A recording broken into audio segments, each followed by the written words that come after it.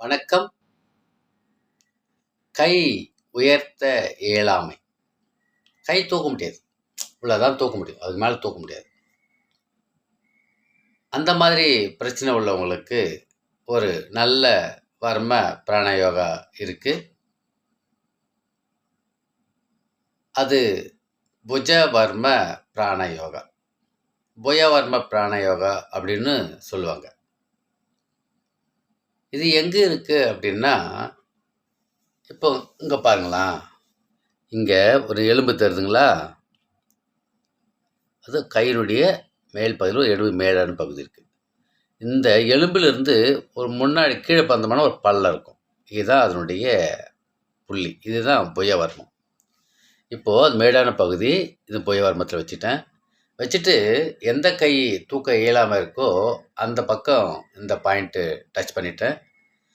அந்த கையினுடைய அந்த கை விரல்கள் இன்னொரு கைக்கிட்ட பிடிச்சிக்கணும். அந்த ரிஸ்ட்டு பிடிச்சிக்கணும். பிடிச்சிக்கிட்டு மெதுவாக ஒரு வர்ம பிராணயோகா செய்யணும். பாருங்கள்.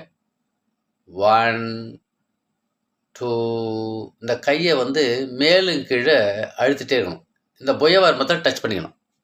புயவர்மத்தை டச் பண்ணிவிட்டு மேலும் கீழே இந்த கையை அசைச்சிட்டே இருக்கணும். இந்த பறவை பறக்கிற மாதிரி இறகு வச்சு பறக்கிறது பார்த்தீங்களா? அந்த மாதிரி அடைச்சிட்டே இருக்கணும்.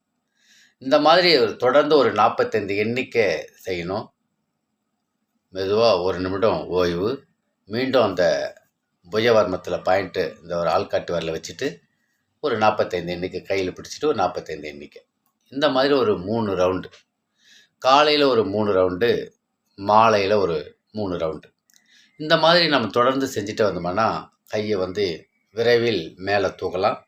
தூக்கி நம்ம காதுக்கு அளவுக்கு வைக்கிற அளவுக்கு இந்த புஜவர்ம பிராணயோகா ஒரு நல்ல பலன் கிடைக்கும். தொடர்ந்து செய்வோம். அந்த கை உயர்த்த இயலாமையிலிருந்து மீண்டு வருவோம்.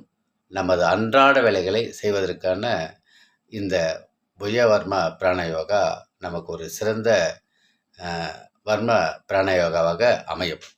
நம் நலம் நம் கையில். அன்புடன் உங்கள் கண் ரவிவர்மன்.